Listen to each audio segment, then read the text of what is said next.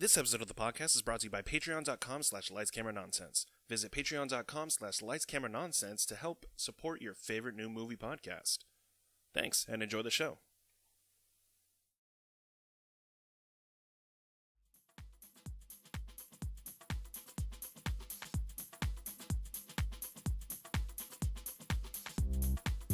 Us talking about the kind of the impact of the movie itself, and how it happened. It's probably better for it. Yeah, that's true. I don't mean to sway you or anything like that, but that's just my opinion. Sway you. Sashay. Well, that's recorded. Hello, everyone, and welcome to Lights, Camera, Nonsense, where we give you all the latest movie news you may have missed. I'm Nick. Part 2, Simmons. The second part, I'm the sequel. Oh, interesting. I am Zach, long-winded but out of breath. Sid. We and on January 4th, again, let's roll into the previews. Zach, this is we did it again. We did it again. We are recording for way too long. We seem to be making a habit out of it. Well, we have a lot to talk about, and We keep missing like an extra week. we miss a week. Well, so we went to 2 weeks, right? Yes, yeah. The release schedule, and then just this last month, we were going to record this part at the end of the year, but then you were not feeling well, which is totally fine. And we had so many things that we had seen that we wanted to talk about. Like, we didn't even get to the fucking news. we did not get to the news because we had so many things that we saw. So I figured we would just kind of stretch it out and we'll do it again. Zach, tell me the news. Okay, news. I already know what you've seen. News away. News. So, on the last episode, we talked a little bit about Cats and how it is set to lose a shit ton of money. Yes. Universal will probably be looking at a $70 million deficit since Cats, globally, has just grossed $38 million.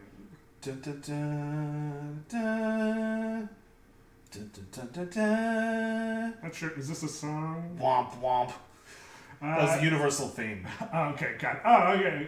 You hear it. You hear it now. Now, in hindsight, yes. Yeah, sorry. As a result from the bad reception, it does also seem like Universal has seemingly pulled Cats from Oscar consideration. Good. It does not deserve it. I think that I'm not sure what it would have been nominated for. Best comedy musical. Best original song, probably. Or Yeah. Because Taylor Swift did an original song. That's what it got nominated for the Golden Globe. Was it the song, I guess the only song she's really in, which is the McCavity song? You were asking me a question about a movie I haven't I seen. thought that was like already a song. Because like it introduces the villain that was already prevalent throughout the film. It was like towards the third act of the movie. So the only song... All I know is Memories, so I don't know. Memories all alone in the moonlight. It's beautiful. Thank you. I'm coming for you, Jennifer Hudson. Part of waking up is Folgers in your Again, you're bringing up Folgers again. You're not even drinking coffee. You're drinking water.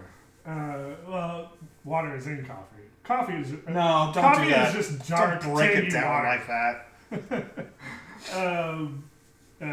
Continuing on the box office news, Rise of Skywalker had the second highest Christmas Day earning with $35 million. Like ever?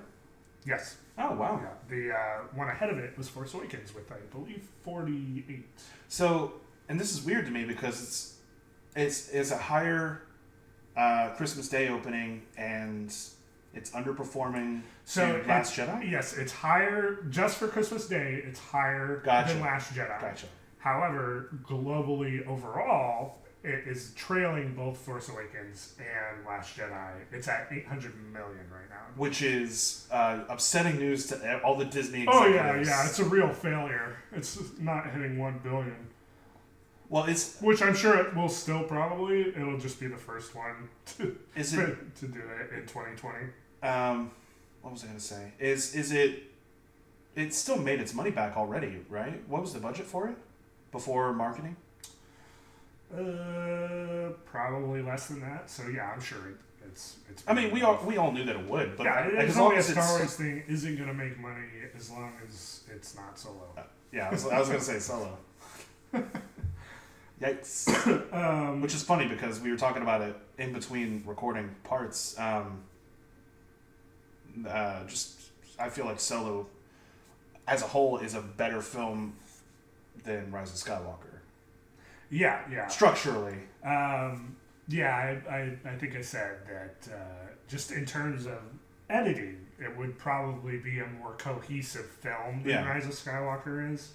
That being said, I will probably watch Rise of Skywalker again. I doubt I will seek out watching Solo again. That's fair.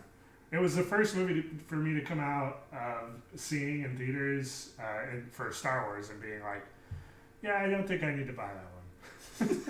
Yikes. Well, you don't have to buy anything anymore. It's all on Disney Plus. Very true. Unless you're Home Alone. Oh, yeah. Or Home Alone 2. But you'll be back.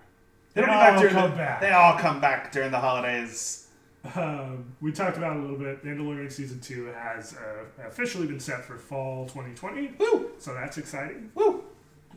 Additionally, WandaVision has also been moved from spring 2021 to sometime in 2020. My guess is either late fall or early winter 2020. Yeah, that makes sense. Because they already have everything else set. I don't know. They probably wouldn't do fall because Mando's hitting that, and they probably won't.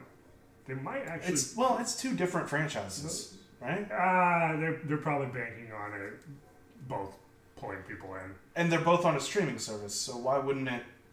I mean, I don't think they need to separate it. I could just see why they would. Like, even by a month. They could just separate it by a month, and they'd be fine.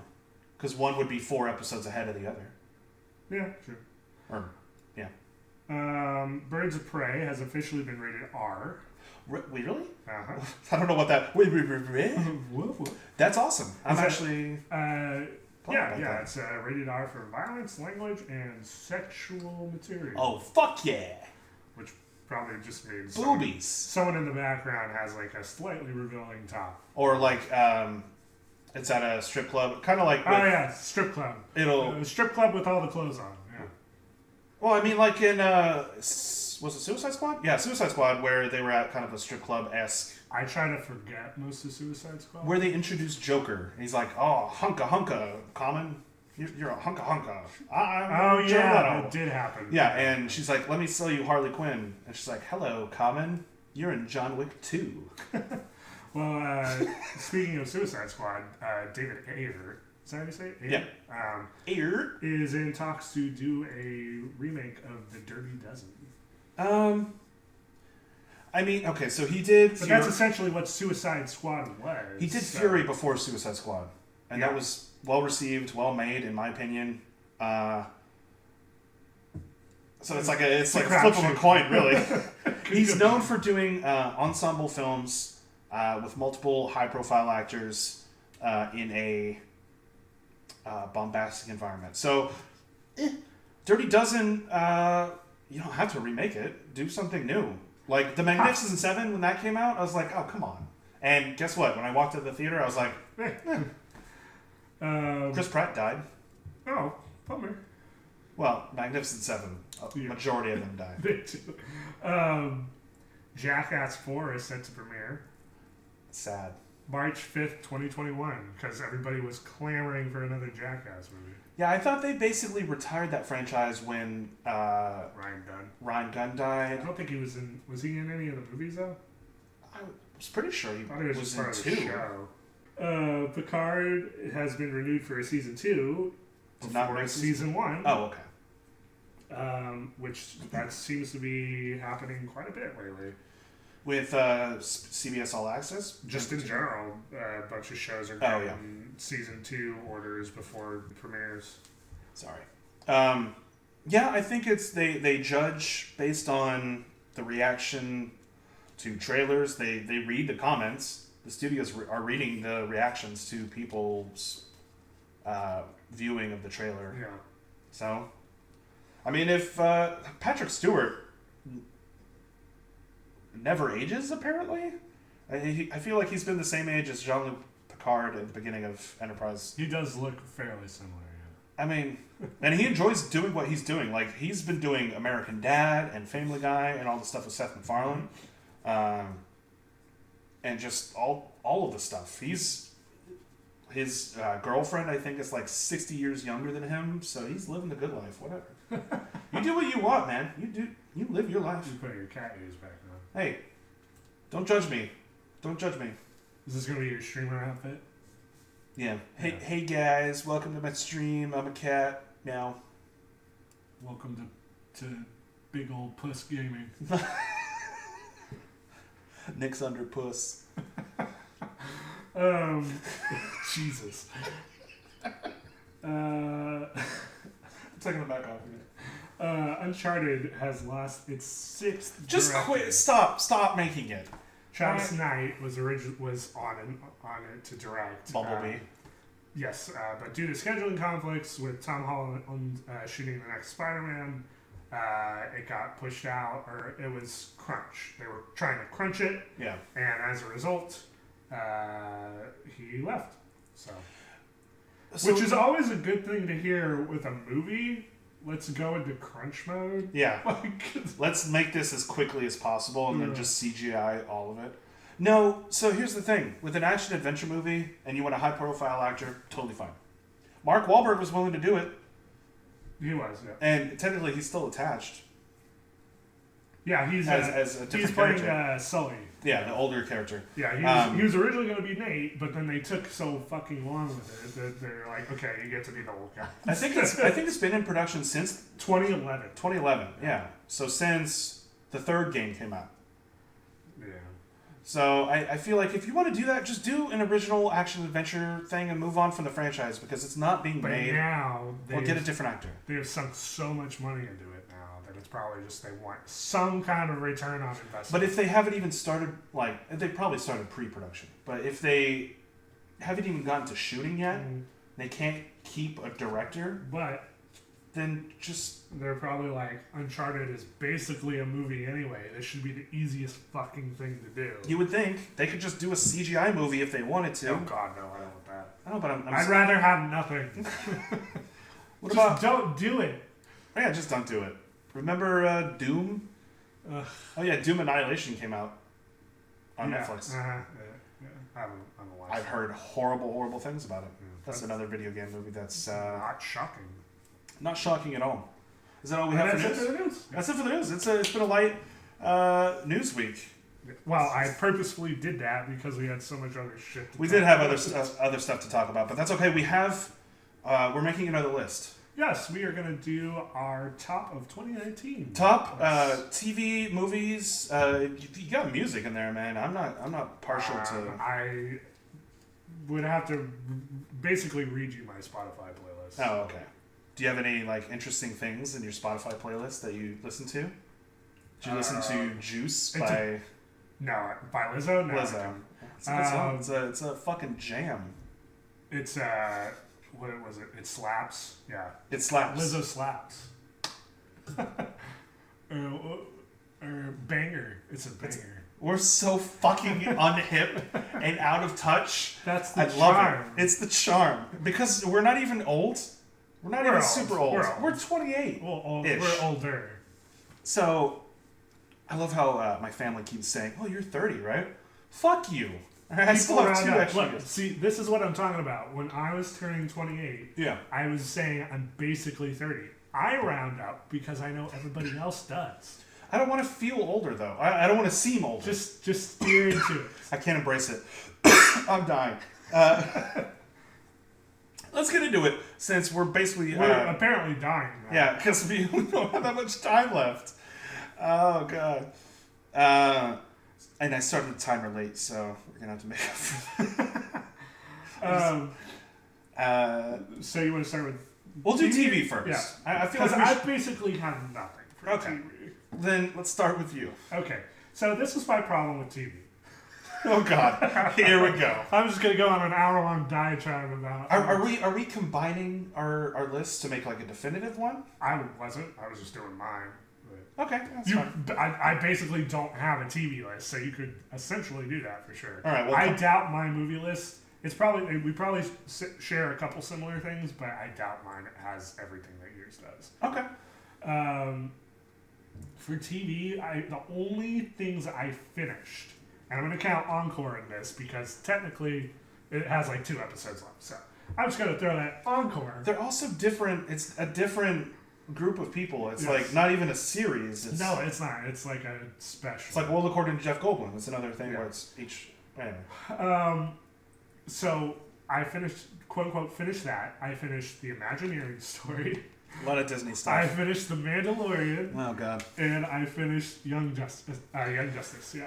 So, Mostly Disney stuff mostly Disney stuff. and a WB show. I basically didn't watch DC. any TV before November other than Young Justice. Now, would you say your main excuse was that you were busy with work or busy doing other stuff like woodworking? Or I've had a hard time gravitating, and I don't know if I mentioned this to you on the podcast or just we had a New Year's party, and I think I might have mentioned it to you then.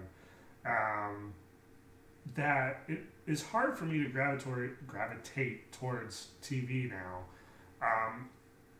it was a bigger time commitment. Almost as a direct result of Game of Thrones. Really?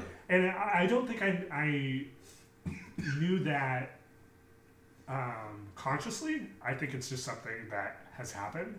But, like, I felt like I watched more TV before the end of Game of Thrones. And Would you say it's because you don't want to watch 7 years of a good show and then watch the last year? I think subconsciously that could have something to do with it.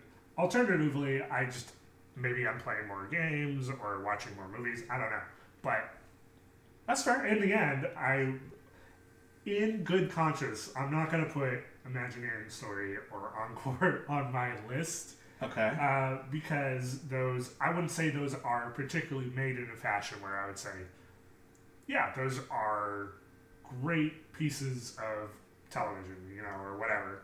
I like them for what they are, but I also feel like had I watched more television, probably wouldn't be on the Well, list. just gush about the stuff that you did watch this year. Well, you don't necessarily have to make a list. So I've talked about Young Justice before and how great that is. That is the epitome of a passion project that people get to make after not being able to make it. Right. So super happy to see that back. It's going to continue with the season 4, which will be exciting. It's just a great show. It's I need to watch it. DC animated show. Yeah. Would you say it looks like it's animated kind of similar to the It's like Batman animated series or Justice League? Justice League, more Yeah. like. That would be right. So that was great. I did watch 2 episodes of Watchmen, which were good. Yeah. Or 3. I watched 2 because I still need to watch 3. Oh man. So hopefully I'll get around to that. I already talked about Encore last episode. I've talked fairly extensively about Imagineering Story, at least to the point where I feel like I don't really have anything else to say about it. It's if you want a good documentary series about the history of Walt Disney and its various park properties. Right. Well, and it starts as a history of Walt Disney, which was, I don't know if you remember, that was my problem with it. It was very vague and more biographical than it was like, here's the things about the parks and the rides and stuff. Yeah. Which, don't get me wrong, it's interesting to hear that stuff about Disney, but I came in wanting to learn more about the parks and the rides and stuff like that. And it takes a while to get to that point. I think by like episode 3, it's really hit its stride with that. Okay. But there's only 6 episodes, so like halfway in there. They'll do more. And I don't know if they will, because the last episode they do is The end of Walt Disney. well, it's like looking to the future, and it's all about Hong Kong Disney and like how they're updating certain things, and like it's basically a big ad. That last episode is like, oh hey, Rise of the Resistance is coming to Galaxy's Edge, and here's like, and they do go into depth in some of that stuff, but being as it's newer, Johnny Depp. Good one. Making a basketball hoop. Being as it's newer stuff, they're not really like going hard into it, so you don't really get a whole lot. So I liked it, but I can't really say it's Do they ever cover Pirates of the Caribbean? They do. Yeah. They do. Mm-hmm. Oh. Yeah. Even more Johnny Depp. They cover it in the original. I'm sandbagging. High five, man. God. High five it. Yeah. Shit. Oh man. And then basically my list is 2 shows. Yeah. There's Young Justice, and probably what I enjoyed the most this year was Mandalorian. Okay. So, which I did finish. Well, I mean, you watch what you're interested in, right? Yeah. You're not the type to necessarily explore the new hit show, per se.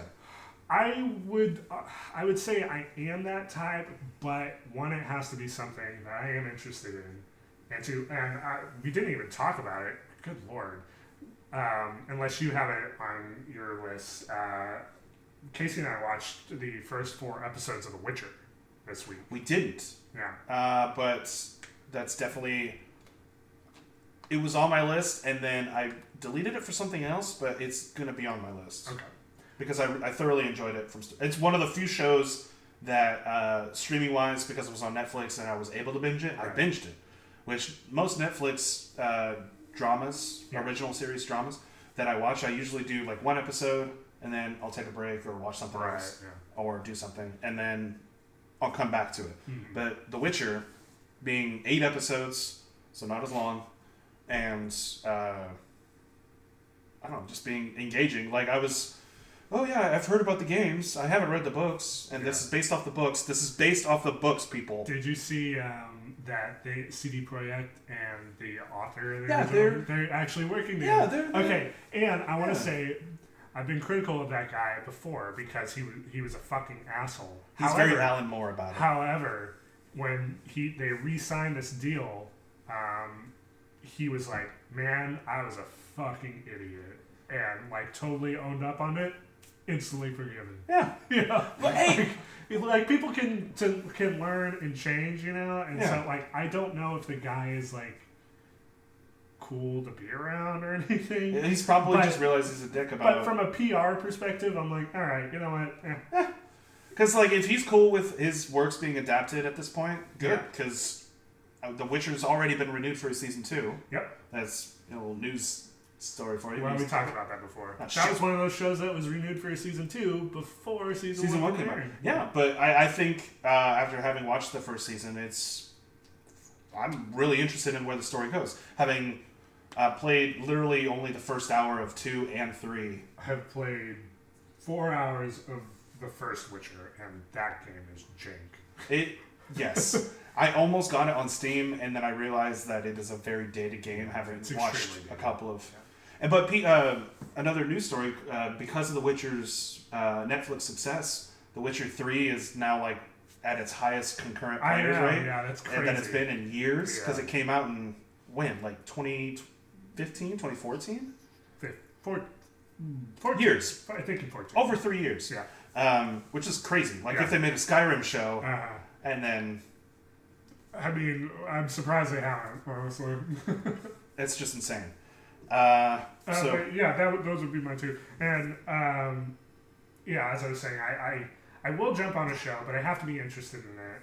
And, you have to be in the right mood for it. And like, it's hard for me to carve out the time to keep coming back to a television show, you know, because I already carve out time for TV. So you have to either binge it or... My games. Wait, what? You have to either binge it or it's like... Right. It's like all in all at once, or like the only show I keep coming back to week after week after week. It was Game of Thrones. But now it's Mandalorian. And hey, we're done, so now I have to wait till fall 2020. Which technically means I have, an hour even once a week to watch something, but it's just about getting into that mindset and mood. Yeah. I play a shit ton of games. We don't do a gaming podcast, but I do play a shit ton of games. We will eventually. And but... I watch a shit ton of movies, and on top of, having a family life and all that. It's I don't brag about it. No offense. I mean, I got my cat, so. And a regular 9 to 5. I actually did watch a lot of TV shows when I was working in retail / a warehouse. Yeah. Where my schedule allowed for I'm off all of Wednesday. Mm-hmm. Like I have nothing to do today. I'm just gonna binge this anime or whatever. Yeah, I'm in a similar situation right now where I've been able to do that. So I feel you. That's kind of where I'm at. Oh, you felt me. It's like Kylo Ren and Rey. That's such Last fingers. Jedi. That's such... Well, that's Your Rocket wife Power. walks in. Yeah, that's Rocket Power. What we just did. Well, it could also be Bill and Ted. That's true. Yeah, Bill and Ted 3 coming out this year. I'm excited. Yeah, very excited. Nervous, but excited. Yeah. Because Bill Winter has not aged well. Yeah. Keanu has. Oh, fuck yeah. But, like, with a long, like, Theodore Logan hair, it's just weird. Well, hopefully some of the TV shows that I have on my list, I can persuade you to check out. Yeah. Especially because a lot of them are on streaming, so you can just kind of binge them. I do, again, and so you have it already on your docket, but The Witcher, I highly recommend binging that because not only do they... Time travel's weird. So, yeah, I didn't know that going into it, but... I did. Casey did not, and so she was like, I'm a little confused. Why is that wizard here, but also over here? And then you realize, all right, there's separate timelines. How many are there? And Right. who's in which one? But once you figure it out, then you're like, oh, okay, I see what's going on. It'll probably be a little easier on a repeat viewing. Yeah, and I probably will watch it again just because I like the special effects and the action choreography. You The know first what- episode, Yeah, it was very good. Blaviken fight. You know what song also slaps alongside Lizzo's Toss Juice? a coin to your witcher, oh valley, oh plenty, oh valley, oh plenty, oh. Good shit. Was it pretty? I'm actually really proud of myself. I was not trying, and that was pretty good. High five me. Yeah, and I see people playing that in Beat Saber. Well, and stuff. it's been added to Beat Saber, and somebody modded it to Witcher 3, so that's in there. Yeah, it's It's fantastic. everywhere. The guy, I don't know if you've seen that interview with that actor, but he was like, it gets stuck in your head or something like that. Like, try being around the song. Like, I'll be in the shower and I'll just be, oh, toss a coin to you. But fuck. I heard that guy, and the guy's really funny. I think him playing. They don't call him Dandelion, but it's Dandelion. He was fantastic. So let me get into my shows. Yeah. And I'll kind of. I'm gonna have a not subroutine. God, am I a fucking robot? Subclass? No. Are you talking about, like, ordering? Side quest. I'll have a side quest. A side. video games. Yeah, of trying to persuade you to check out these shows. Okay. So we already talked about Watchmen a little bit. Little bit.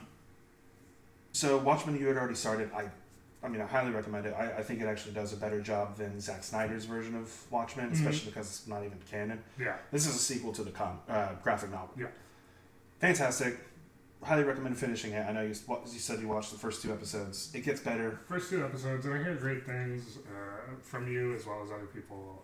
So yeah, it's on there. It gets weirder, but it also gets more fantastic. I think everybody does a fantastic job in it. Great. That's all. Nice. That's it. We'll tie a little bow on that. Yeah, I think for a new HBO property, Mhm. based on an existing property, I think it blew away my expectations Yeah. for it. I thought it was going to be just like, what the fuck is this? Why did they do this? Especially with Damon Lindelof being attached to it.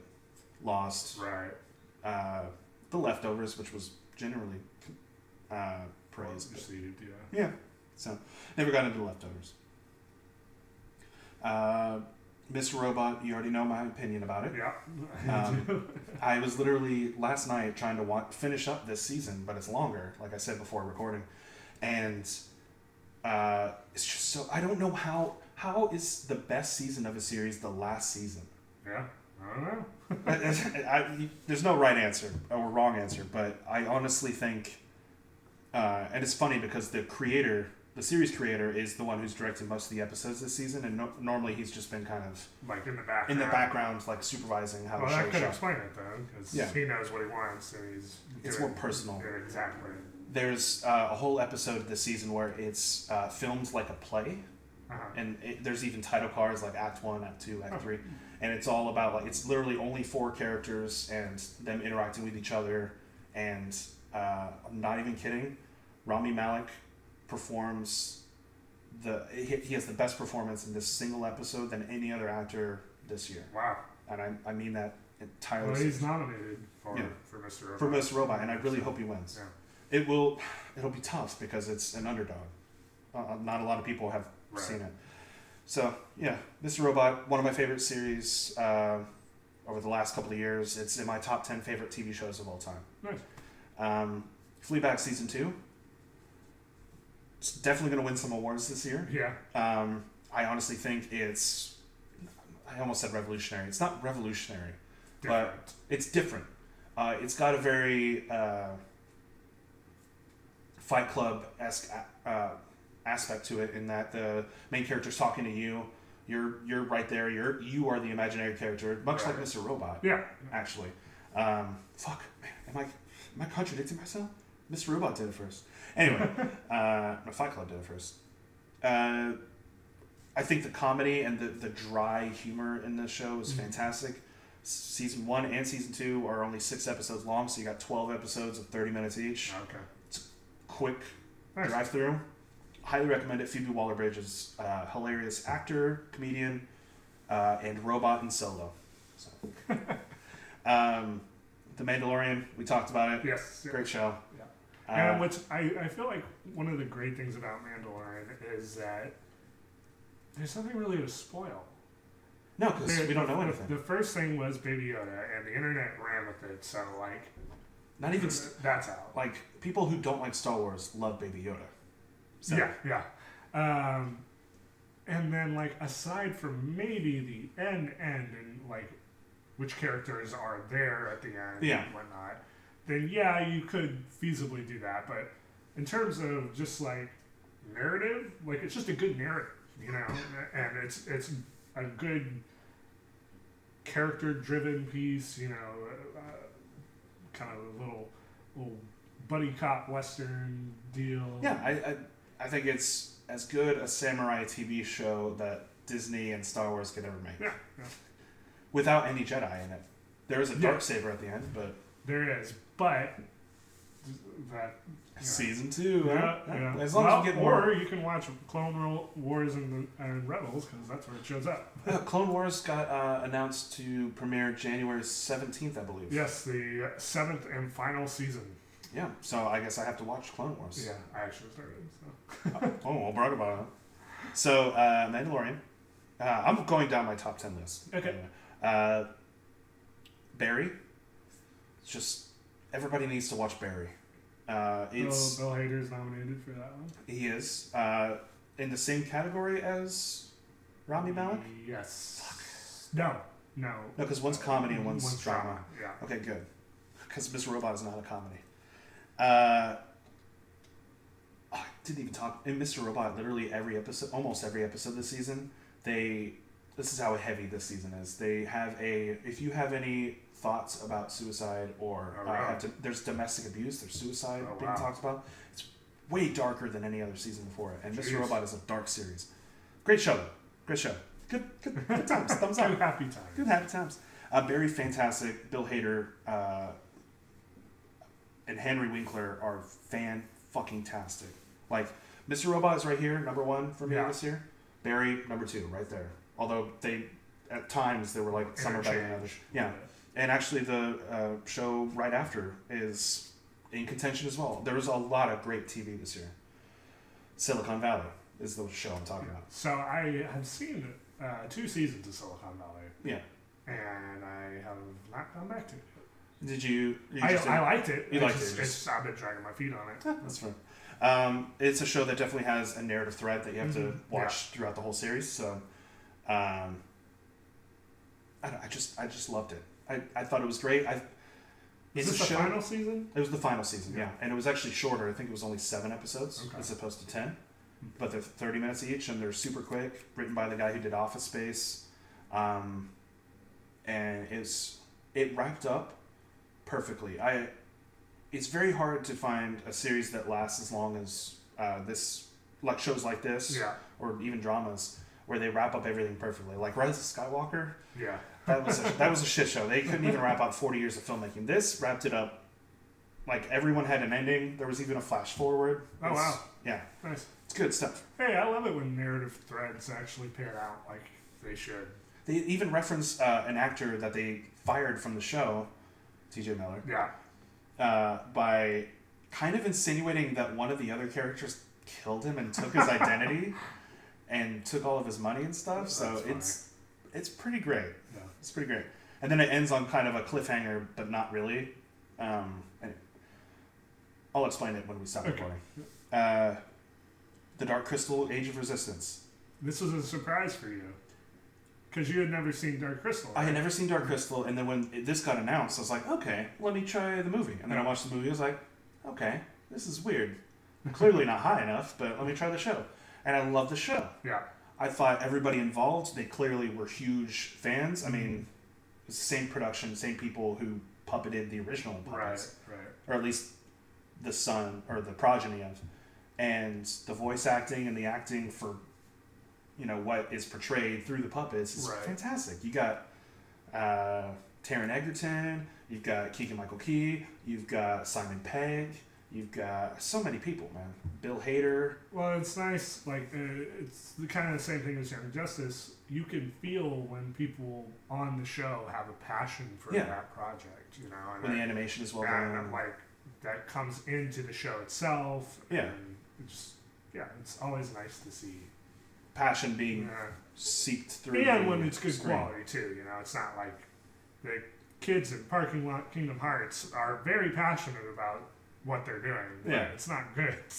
Well, I mean, there was definitely love and passion. Like, that's just my point, is that there was love and passion and money and budget put into this, to where I thought, towards the final episode, I'm like, are they going to do this for another season? I thought this was going to be a one-season thing. No, they're considering another season if it does well, which I think it did. So, yeah, I think you don't even really have to watch the movie, because it's a prequel series. It takes place like 1,000 years in the past. Yeah. Great stuff. Great visual effects. Acting's well done. I liked it.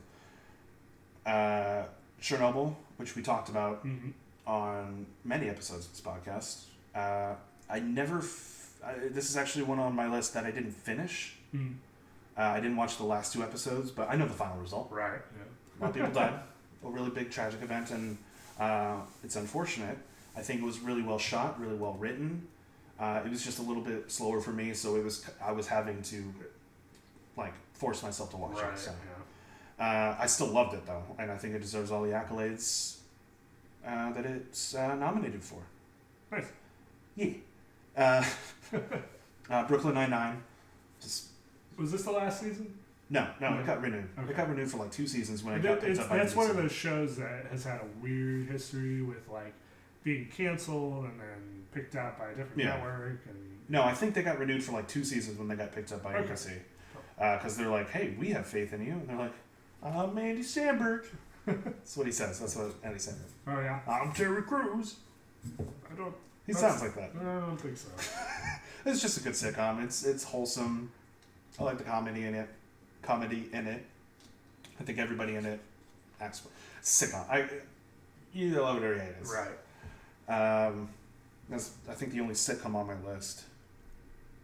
Yeah, I believe so, yes. Yeah, that isn't either hard R or something similar to that. Well, yeah, I guess you would just classify Barry as a comedy, not as comedy, but it's also, there's super violent deaths in it. Yeah. So it's on HBO. Right. The Boys. Yeah, a lot of noise about The Boys. A lot of noise about The Boys. It's renewed for season 2, luckily. I was super worried about that because it ends on a really big cliffhanger, and I didn't want to invest in the comics. But the comics are really good, from what I heard. Really loved it. Wow, what's his name? Carl Urban. Fantastic in it. Yeah. And I even love the guy who played Captain America, Superman. That guy. Oh, the character that's Captain America. Yeah, that's what I mean. Okay. I was I don't believe anyone who played Captain America also played Superman. No. I think everybody in it was fantastic. I think the obvious flip of what this kind of TV show should have been, with the first episode when the Flash alternative runs through the main character's girlfriend, and you're like, holy shit, that's what this show is? And I mean, the Aquaman equivalent getting fingered in his fins. Oh, boy. Oh, yeah, you didn't finish it, did you? I never started it, so... Oh. One guy gets anally penetrated with a bomb and explodes. because he's impervious from the outside, so they had to insert a bomb into his asshole.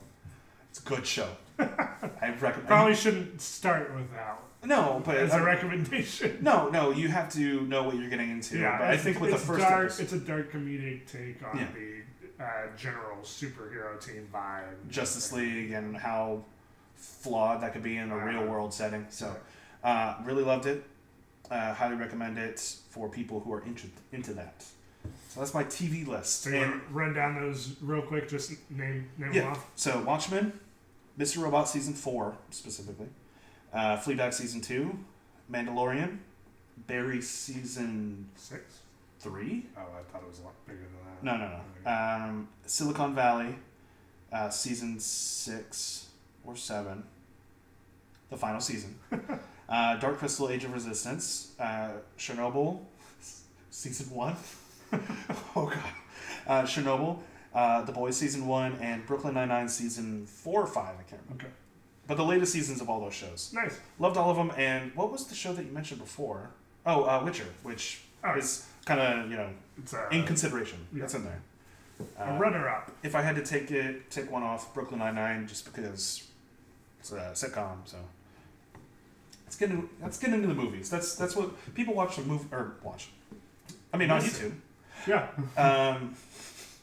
People listen to us for movies, so let's get into our top 10 movie list. Okay. 2019. How about we start with you, Okay. and if you bring up one that I also have mine, I'll mention it, and then we can kind of discuss. Okay. And then, if I have to, once I'm done discussing the other ones that aren't on your list, then I'll run I through see where mine. you're going. Yes. You don't...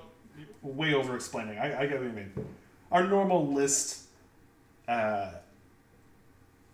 Etiquette. I'm doing a snake thing with my hand. I don't know. Okay, so first one is The Lighthouse. I'll just go through the obvious ones. Are these in order that you're doing these? Originally, yes, but I feel like that's not fair to some of these movies. So, no. The I Lighthouse. also have The Lighthouse on mine. Yes. Did you have yours in an order? No. I have a top movie, maybe a top 2, Me too. maybe a top 3. So The Lighthouse. But more or less, though. They're not. So we did cover The Lighthouse in a previous episode. Yeah, so you had seen it, I had not. This was one of the movies that I watched this past week while I was sick. Yeah. So you tell me what you think about it. So, fantastic experience. Just really something you don't see in movies anymore, which is a trend. Maybe not a trend, but that shows up on a couple of mine on my list too. The fact that you have old aspect ratio in black and white, Yeah.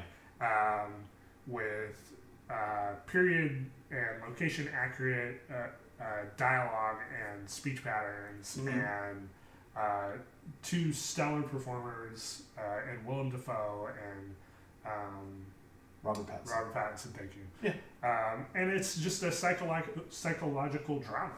And there's layers, metaphorical layers there that you can, write probably a dozen different thesis papers on. Oh yeah, this is for art or film school students for sure. For sure. It is definitely an art house movie, so I'm not going to begrudge anyone if they don't like it. It's slow. Not a whole lot happens. In terms of action, there's very little. It's either the two characters fighting or Robert Pattinson working. Yeah. That's about it. But in terms of how far you can dig into it and what everything quote unquote means, this probably sounds very much like, smelling your own farts or, having... I was gonna say looking at your own painting, but yeah. But just because something is not like just a straight up movie, and then you're looking at the more cerebral points of something, that doesn't necessarily mean like you have to like knock it down. And there's like some stuff in this that is legitimately like horrifying, and things I have not been able to get out of my mind since I've seen it. I want to guess. Please do. The mermaid scene? The mermaid scene, yeah. Okay. And The curse scene. Well, I mean, not necessarily from a visceral standpoint. Yeah. I mean, that is in my mind, but that's because you did The one I rendition, recited. of it. It's not as good. But. No, it would be the mermaid scene and the ending. Oh yeah, okay. And the movie is not like there's very little gore or anything in this. Yep.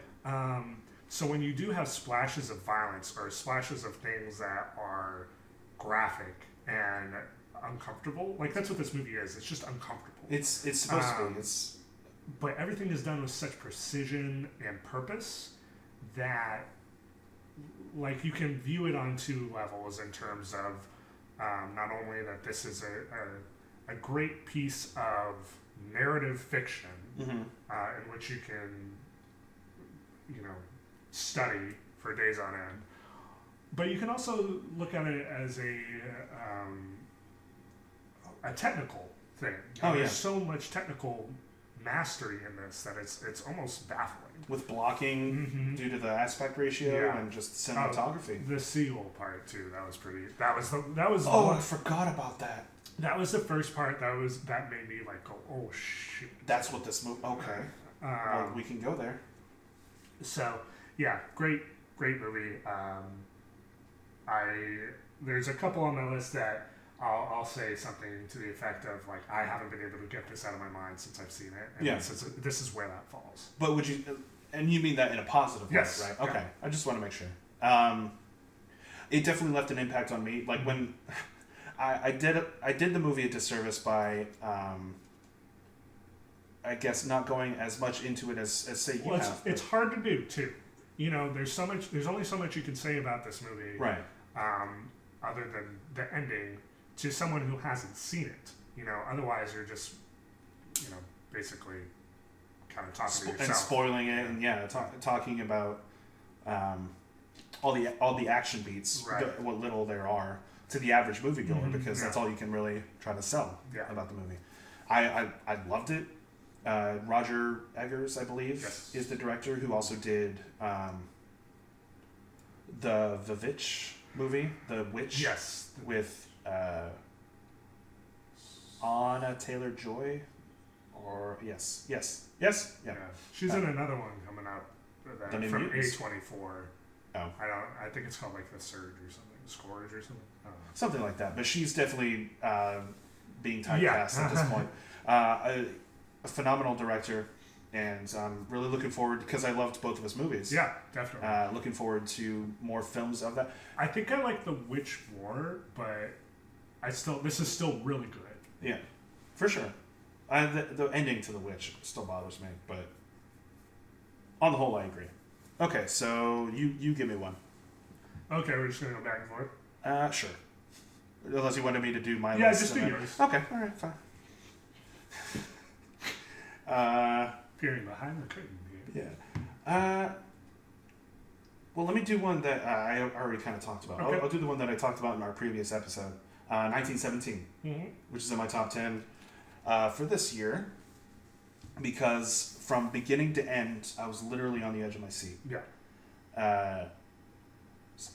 Partially because my seat was broken, but also because it's suspense, not from beginning to end. They have to get the mission, but once they're like, wait, we have to go over the barbed wire, we have to go past the dead horse that's half decayed, there's maggots in that, there's a cave-in scene, there's things that, it's just tension throughout the whole film. They give you small bits of levity with what are supposed to be patches between the cuts. Right.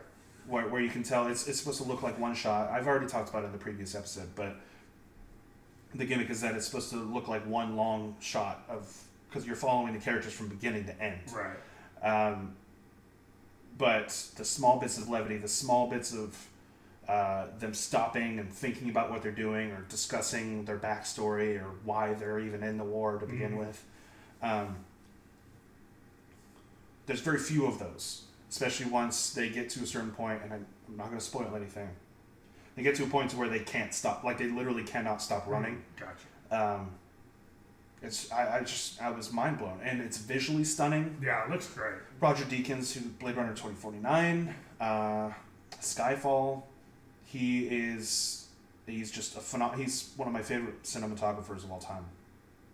Sam Mendes, Skyfall, which is in the advertising, but he's done movies since then. It's just phenomenal. I loved everything about it. I loved how the side characters are the more high-profile actors as opposed to the two main leads. Because you got Benedict Cumberbatch, Anthony Scott, whoever played Moriarty in Sherlock. Not Colin Firth. Who's the other one? Kingsman. Colin Firth. Is that Colin Firth? Yeah. Okay, I'm sorry. I'm confusing him with Prime Minister in Love Actually. Hugh Grant. Hugh Grant. I don't know why. They're both different men. So Colin Firth is in it. He's great. He's only in it for like a minute. And then there's one other actor who I feel like is kind of a spoiler, but I actually kind of chuckled, and it's towards the end of the film. I chuckled when it was a really quiet scene. Oh yeah. I chuckled because of the relation between that actor and a character he's played in the past, and one of the other actors who's one of the main characters. Okay. I don't want to say anything more than that. I'll just keep an eye out for it. But yeah, anyway, I highly recommend 1917. World War I films are not made as much as World War II or any other war, and I feel like there's a lot of story there. Yeah. So check it out. Another one. I forgot we're doing this. Yesterday. Okay, that was also on mine. Yay! Yay! I think so. It's just a good love story, man. It is. I don't know. And it makes you feel good. It was a feel good movie. And it's well made too. Danny The Boyle. concept is interesting. The acting is great. The concept was the weirdest part of it for me, right? Like it's the the rules. most out there. Yeah. Yeah, like and there's like they very clearly don't define the rules because they want to get away from this discussion of like the rules don't matter. That's not the point. Yeah, which I can get behind, but there are certain points where it's even more as a joke in the second half of the movie where he mentions something and like, who's Harry Potter? Yeah. Or what's Sprite or something? I don't know. I just came out of this feeling really nice, and like I don't even think that you need to be a huge Beatles fan, even though I am, to enjoy this movie.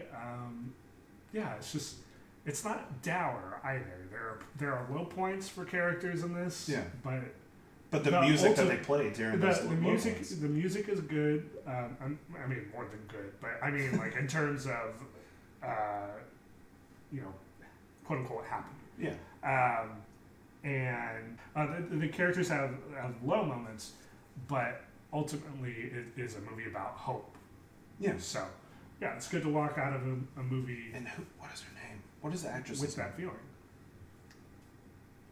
She was in Baby Driver. I don't. Lily James. Yes, Lily James.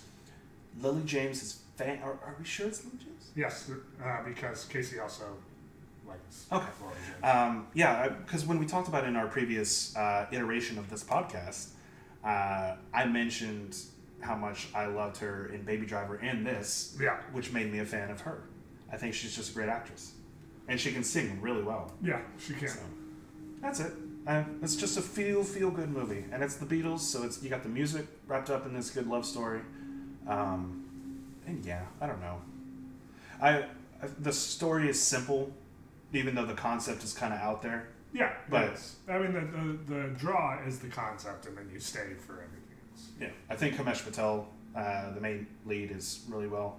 He did really well, and I am looking forward to what he does next. Yeah, definitely.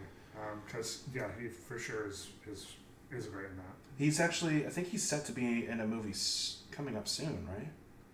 I don't. Oh, he was in The Aeronauts. Oh, and in Tenet. He's in Tenet. Which is Christopher Nolan. Yeah. So, cool. Yeah. Lily James. Yeah. Yeah. I thought he was a really good singer, too. So. Yeah, he was. So, my next movie is Godzilla King of Monsters. Hey, this one's on mine too. Did you look at my list? I didn't look at your list, but I know when you were mentioning it during our New Year's Eve party that I was like, oh, there's going to be a lot that we're gonna have similar opinions about. We're too similar, honestly. Apparently. Godzilla King of Monsters, man. So it's one of those. Why are they doing this? Dirty. Yeah. And to be fair, there are like definitely some downsides to the movie. It's not a perfect movie, but in terms of my top movies, like I enjoyed it. I enjoyed it immensely. Yeah, for sure. You know, and it was just fun, and I felt like, as you were saying, it got a bad rap for some reason. No one went to go see it. I don't like. Well, probably because everybody was shit talking it. I don't. It's not as.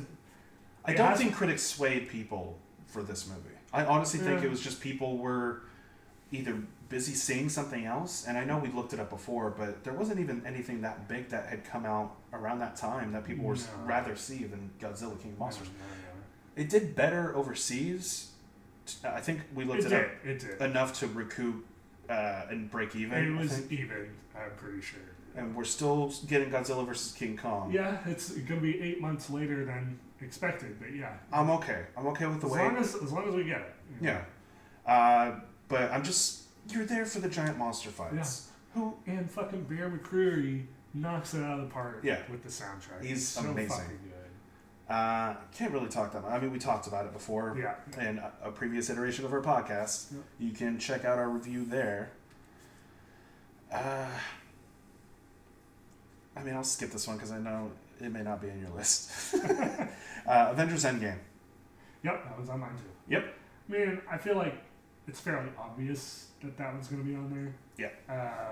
It's a good movie, and I know you didn't like it as much as Infinity War. Yeah. I felt like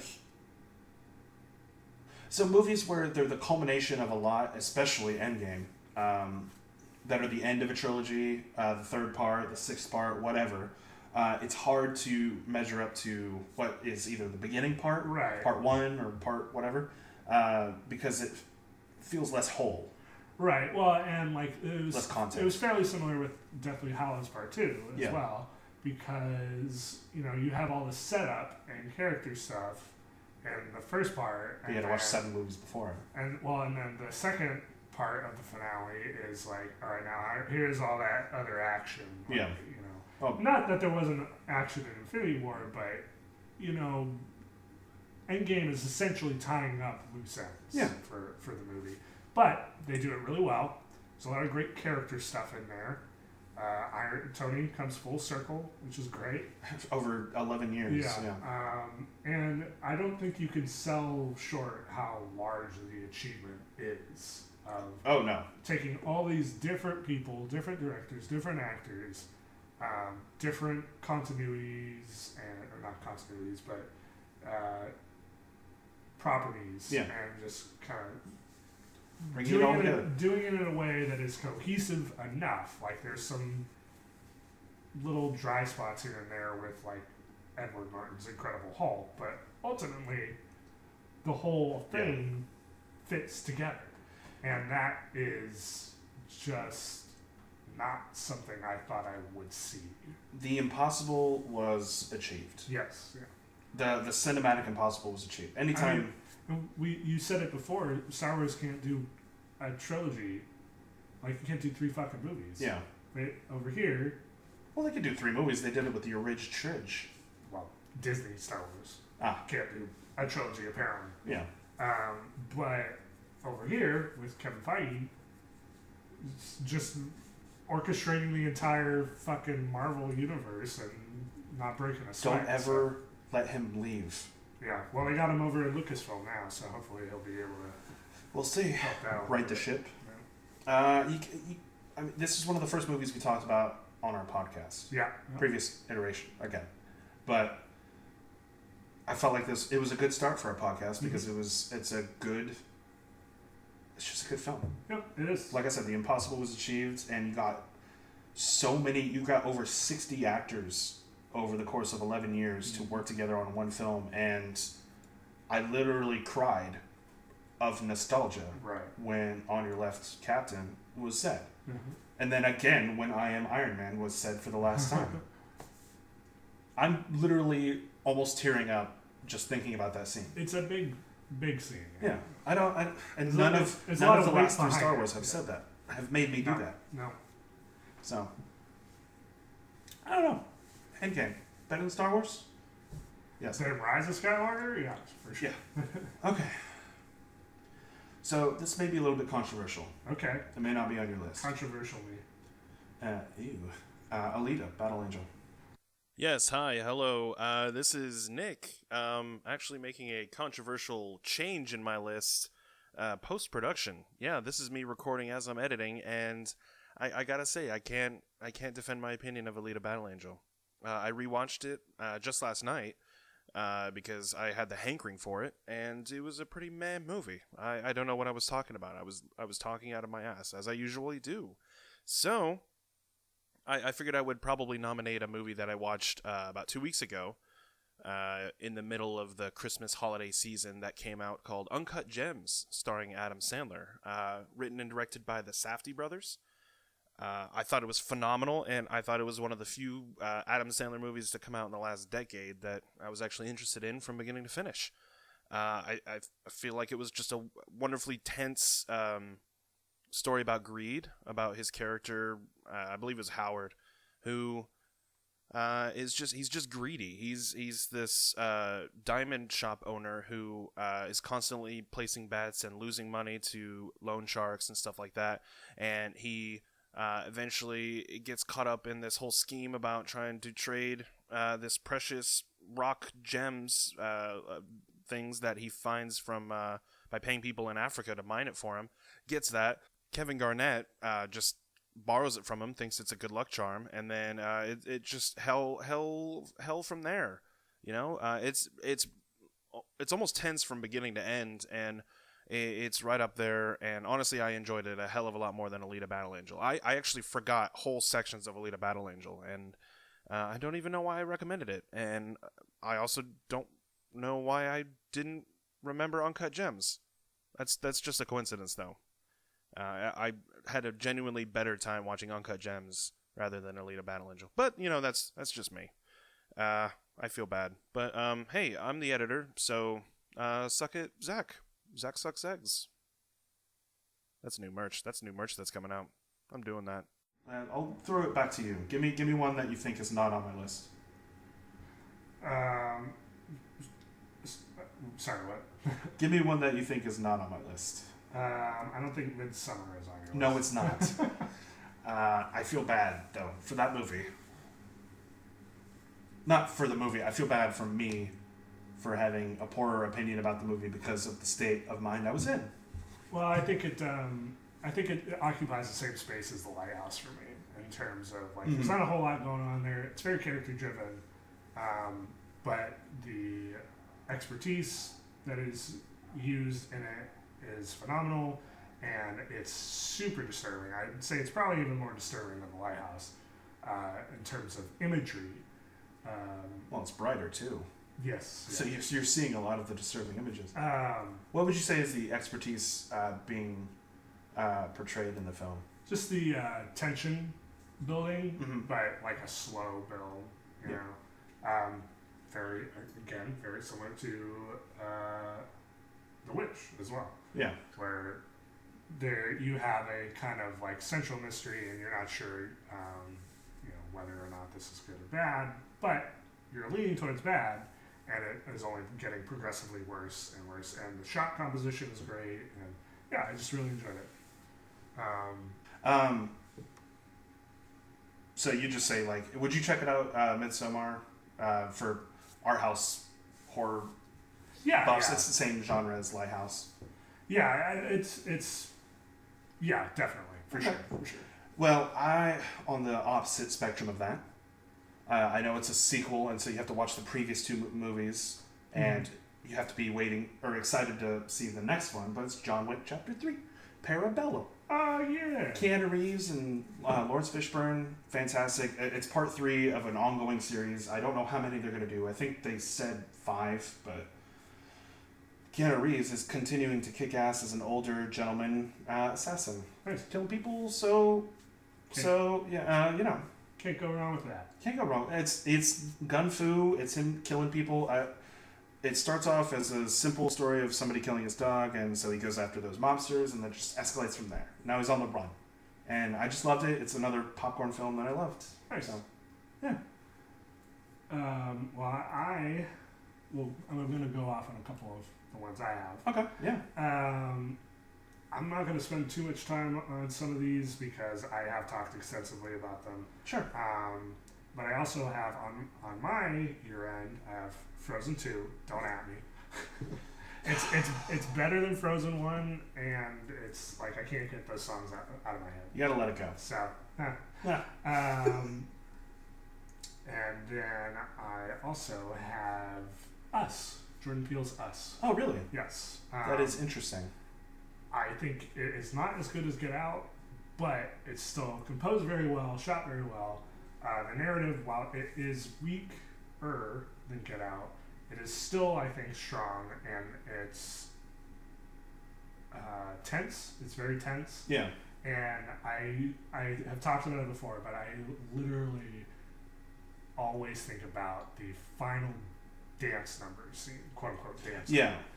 That thing is so beautiful and haunting, Mm-hmm. and just what it stands for and just how it's composed is fantastic. I need to rewatch it because I feel like my opinion of it has just kind of dipped a little bit because I just remember getting out. I just remember Get Out and how much I enjoyed it walking out of the theater, and Us. I was just like, no, that was okay. So maybe I'll enjoy it a second time. That's fair. And then I also have Joker on here. Yes. This is another one that I watched this past week. I hadn't seen it before. It's on my list. This is probably at the end of my list. This is probably of my top 10. Okay. If I was to number it, this would probably be number 10. Just because I think it's very well made. It is tension like nobody's business. Yeah, man. It's so dark, and it has something to say about society. And We live in a society. we do live in a society, and about mistreatment of the mentally ill, and like there's all this discussion going on here, and it's just it leaves you with stuff to think about. It doesn't even feel like a comic book movie. It doesn't, and I don't know how better. Well, it didn't start out as a Joker movie, frankly. What's the guy's name? Todd Phillips. Todd Phillips, thank you. Mm-hmm. He had this as a totally separate movie, and then he got pulled on to do a DC label, and so it became Joker. It'll work with Joker, so let's do Joker. I don't know if you have particular thoughts about it. I mean, Is that on your list? I know we talked. Yeah, it is on my list. I know we talked about it a little bit in a previous episode, but I think it was hauntingly well performed by Joaquin Phoenix. Yeah, definitely up there as one of the best. He definitely. I mean, there's previous films in his filmography that I would recommend that I can't remember the name of off the top of my head. There was one where he played a hitman and he saves a young girl. Inherent Vice. No. It was something like. It was like a phrase. It was like. Okay. I can't remember. But he just. Like in Paul Thomas Anderson's The Master, he was perfect in that film. He's just a really. He's a great character actor. He's a great character actor. And I think even though it's kind of quirky in his interviews, he's definitely made for Hollywood and made for acting. For sure. There's people that are just made for the job that they do. And while I do feel like the story itself is derivative of King of Comedy, which is what it's based off of, I feel like it's too close to that story and even references itself with Robert De Niro's character. I feel like the final act of this film is so jarring after having watched the rest of it. you don't know how much It you're lands- supposed to be on the side of Joker. Yeah. And I love that. I love how you don't know what to think Yeah. about the Joker at the end of this movie. Mhm, yeah. So What about you have Ad Astra? In there? I do. I I have do. that as well. Mr. Pitt, come to the set. You're here to be a spaceman. I don't know. This is a movie that, and I think we talked about it a little bit when we saw it, that narratively, there's not a whole lot going on. Yeah. It's very much a show, don't tell sort of thing. The ending might be. Controversial. Yeah. Some people will like it, some people won't.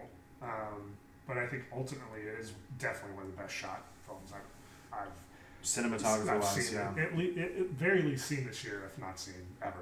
I think it's definitely.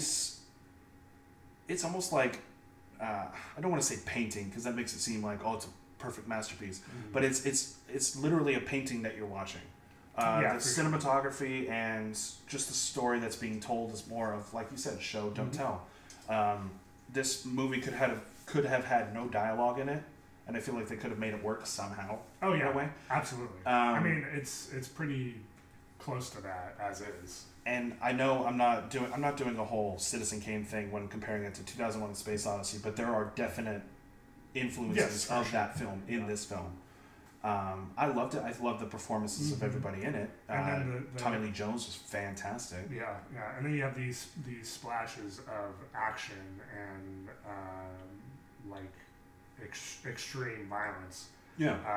Maybe not extreme violence, but just I guess like It's extreme something compared like to a the rest of it. standard action fare that you wouldn't necessarily think you would see in it. Just pop out of nowhere, and you're like, oh shit. Yeah. Oh, And it's didn't done expect this well. from Ad Astra. It's not like vapid or anything like that. Yeah. What else do you have, Angus? The final film I have on mine is Parasite. So this was my Top movie. Top movie. Top movie of 2019. It was between Parasite and 1917 for me. Gotcha. But Parasite is a South Korean film by Bong Joon-ho, who made Snowpiercer, who made The Host. His films are generally genre picks that tell a different story, more about society in general. The Host was about family and American intervention in culture. Snowpiercer was about how we're treating the environment. It's a very you're gonna hate the comparison. It's a very George Romero did the same thing with his Of the Dead series. I don't know why I would hate that. Well, and I'm about to say something else. What? I almost said Shigeru Miyamoto. No, what's his name? Studio Ghibli. Miyazaki? Miyazaki does the same thing with when telling his stories and comparing it to how we treat nature, how we treat society. Yeah. When filmmakers try to tell a underlying message in their stories, Yes. But they disguise it too. But they It's disguise not preaching. Yes. It's like, I have this in mind. I'm going to present my argument to you. Right. And then you take that as you will. and if you just enjoy the story, then you enjoy it at a Yeah. surface level. You could totally just stay on the surface level of Parasite and have a phenomenal time. It's a fantastic movie even without anything below it. Well shot, well acted. The reason I bring all of that up is because it's a story about classism, about the upper class and the lower class and how we treat each other and the differences in how we focus on our problems and how we solve them. It also presents this thing of like, well, for the majority of this movie, you see this family that is abhorrent. Yeah. Like, I'm not gonna mince words. They're not good people. And we're on this side of if we're watching these people do terrible things, taking advantage of a situation they find themselves in. And then by the end of it, we're kind of almost asked to look at it from the other angle. From their of, perspective. like, well, yeah, they are definitely terrible people, but what has caused this? Yeah. What is the underlying kind of through line for why these people are where they are and do the things that they do? And are the people that they are taking advantage of, not that it would that excuses the But are behavior, they really but perfect people? are they somehow, in a way, even worse? Yeah. But for something separate. Yeah. It's just so well acted. I love it when, especially they get the attention that Hollywood and American audiences, when they give it that attention, and when it's, it gets widespread release. When films like this are being shown, I've always said this about the Vengeance trilogy, like Old Boy and Sympathy for Lady Vengeance and Mr. Vengeance. But when stories like this are told about relationships between different groups of people or different characters, I don't know where my point is. I'm sorry. You're fine. I was just gonna say I love it when unique stories are being told. Yes, not only unique stories are being told, but they're told in a unique way as well. It's not just Hollywood throwing money at it. And I said it when we saw it that I don't believe I've ever seen anything like Parasite. I've never seen The Host, so I don't know how comparable it is to this. But I know walking out of Parasite, I'm like, that is something that I've never seen before. Right. And I am just frankly in awe of not only the technical mastery, but the writing mastery, the acting mastery. Like, everything just is so cohesive and on a level that just shines. Yeah. I feel like you would have a similar opinion because it's, I believe, the same team behind Parasite who did The Host. Mm-hmm. And I just remember loving the original film. So maybe I'm looking at it with rose-tinted glasses. But Parasite, I feel like I have to agree with you on every front. Yeah. It's wonderfully shot. It's wonderfully acted. You never expect what's about to happen. No. Like, you're like, what kind I of movie have no is this? idea where this is going. Yeah. And I'm glad that I was able to introduce you to that film. So I appreciate it. that is I'll just agree with you. That's our top film for 2019. For 2019, Parasite. 2020. Just to run through my list real quick again, just to kind of lay it all out. Go ahead. I have Lighthouse, Okay. Joker, Frozen 2, which kind of sticks out like a sore thumb in this list. Yeah. Ad Astra, Midsummer, Yesterday, King of Monsters, Endgame, Us, and Parasite. Mine was Ad Astra, Alita, Parasite, Avengers Endgame, John Wick 3, Godzilla King of Monsters, Yesterday, 1917, Joker, and The Lighthouse. I feel like that's more than 10. That's not more than 10. No, that's 10. I can't count. And I believe that was our top 10 for 2019. That was it. Hopefully you enjoyed and hopefully you agree with some of our things. Hopefully you saw some of these and we didn't spoil anything. I don't feel like we did. No, I don't think so. Yeah, so we're good. We're in the clear. We're alright. I'll call it. But this has been Lights, Camera, Nonsense, keeping you updated despite our best efforts. Tune in every 2 weeks for all the latest news, reviews, and how-do-you-dos. Thanks for tuning in. We'll see you next week. And 2020. We have so much to talk about. Ugh. Bye.